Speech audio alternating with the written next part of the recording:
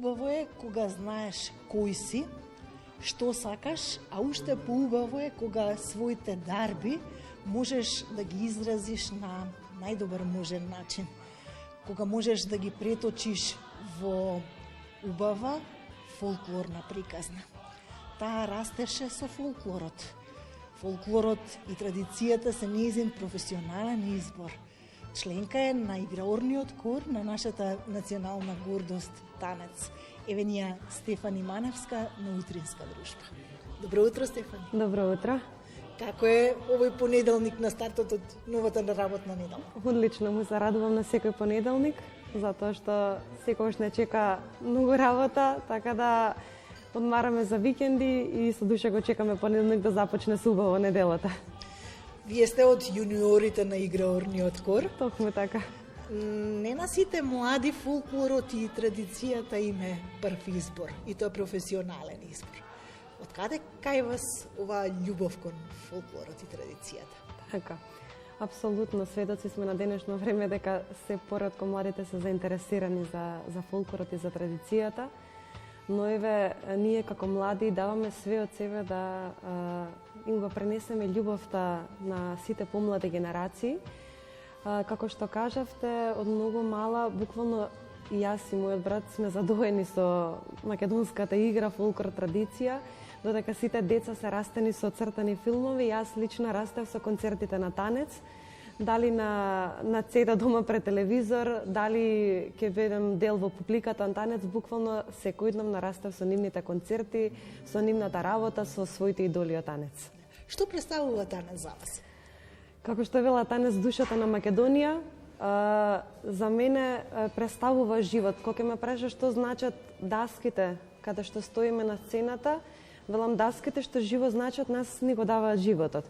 Буквално една таква голема пасија и љубов кон оваа работа и навистина сум многу горда што сум дел од танец и исполнување на моите детски соништа баш буквално од мала. За да се извие танецот на сцена, потребно е многу макотрпна работа, многу откажувања, но и соработка со колегите. Многу синхронизирано, уиграно делувате. Така, апсолутно сте во право за тоа. Затоа сме и професионален ансамбл, затоа сите дишиме како едно, како и на сцената, така и позади сцената, така да тие се две работи кои што мораме да се синхронизираме, така и на работното место, затоа што секојдневно минуваме заедно. И ние сме еден тим и тоа буквално сета наша љубов се покажува на сцената. Не е лесно да си играорец. Нималку. Потребно е многу енергија, одреден ритам за сите да бидете како едно.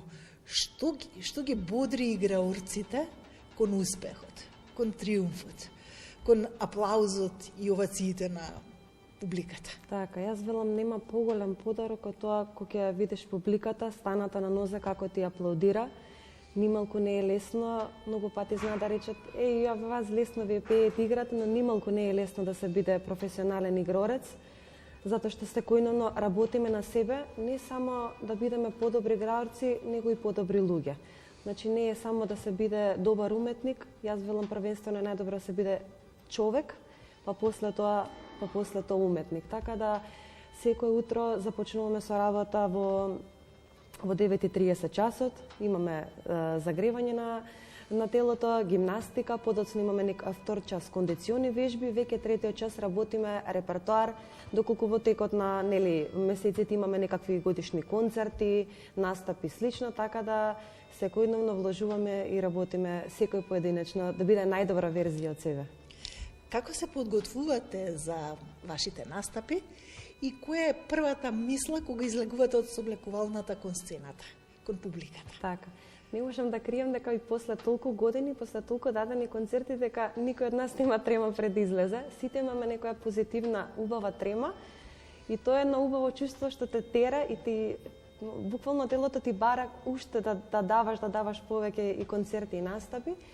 Така да првенствено дишиме многу. Значи, дишиме длабоко пред да излеземе на сцена, многу е важен тој мир и спокој во умот, пред да излезеш од длабока концентрација, затоа што оваа работа и како бара да си многу добро сконцентриран, да мислиш кои се чекорите, на кој дел што имаш, како имаш да работиш, да правиш, така да никој не комуницира пред да излеземе на концертот, буквално секој си зима свој 10 минути за себе пред да излеземе и кога излезеш веќе на сцена, се тоа тече како песна и оро.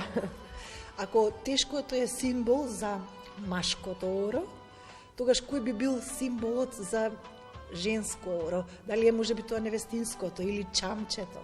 Така, апсолутно. Значи има неколку женски ора кои што имаат голема тежина, иако изгледат едноставно, не се воопшто едноставни. Невестинското е едно од тие ора, женско чамче, и имаме оро кълцнога или глувонемото оро, кое што се игра без музичка придружба и кое што бара длабока концентрација меѓу играчите, да се чувствуваме и осеќаме нели на рацете.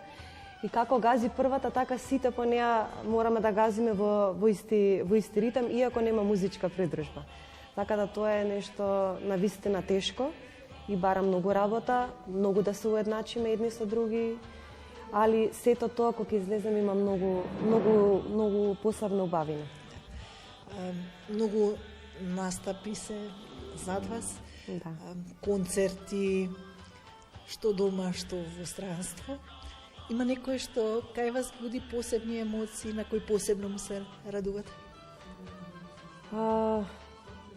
Посебен концерт можам да кажем дека ми е првиот концерт кој што настапив со танец. Затоа што за секогаш ќе остане во моето сеќавање. Додека бев дете, постојано седев во публика и гледав игрорците и постојано плачев на секој концерт нивен и само се велев еден ден само да бидам дел на таа сцена со тие игрорци. Така да првиот концерт со танец кога застанав рамо до рамо со тие професионалци беше за мене онака бура од емоции и никогаш нема да го заборавам и ми остави еден баш голем впечаток. Кога излегувате надвор од танец, кога ја соблекувате носијата и ја заменувате со обичната гардероба, која е Стефани? Кога ќе ме сретнат луѓе надвор на улица, без да знаат дека работам во танец, ми велат ти мора да си нешто поврзано со уметност, вика имаш ти нека уметничка душа. Така да покрај играњето и пеењето, исто така викенди претежно цртам. Уметник сум, имам свое направено мало ателје, како викам јас мое мало местенце, каде што ја опуштам мојата душа во мир и сликам на платно и го работам тоа така. Ете, уште една уметност да ја открием која што не ја знаат за мене. Стефани, што ве развеселува, а што ве растажува? Што ве прави среќна? Ме прави среќна времето поминато со моето семејство. Ме прави среќна мојата внука, Кјара, која што го минувам времето со незе. Можам да кажам дека тоа е едно мало суштество, има големо место во моето срце, така да најмногу што ме прави среќна е времето со моите родители, како и на второ место танцувањето. Секој пат кога сум се почувствувала тажна или нели така неубаво на душата, секогаш танцувам. Буквално танцувањето лекува и оној што танцува многу добро знае за што станува збор и каков леке играта за душата, така да во тоа време додека се танцува и се пее, се пуштаат сите грижи на страна, фокусирана си на овој момент и едноставно тие се работи што ме прават среќни, како и уметноста, цртањето, сликањето и се останато. Кога станува збор за таката, поеде да речеме на понеубава работа од нашата професија, кога треба да отпатуваме некаде, нели, и кога не сме со нашите блиски, кога сме на подолг период разделени од нив, од нашите семејства, али ете, тоа е работата, едноставно мора да го прифатиме тој и да се носиме со тоа, па подоцна да си го надополниме времето заедно со нив. Како изгледа еден ден на Стефани? Како стартува денот? Па, претежно сум човек кој што станува ранобудник сум и ако треба да сум од 9,5 часот на работа, станувам во 7. Сакам да си го испијам првото кафе онака со една джез музика, си пуштам тивко и си го пијам така во мир кафето и размислувам што ќе биде нели во текот на денот. Обично знам и навечер да заглавам со мислите, Денот започнува, како што кажав, со кафе, подоцна одиме на работа.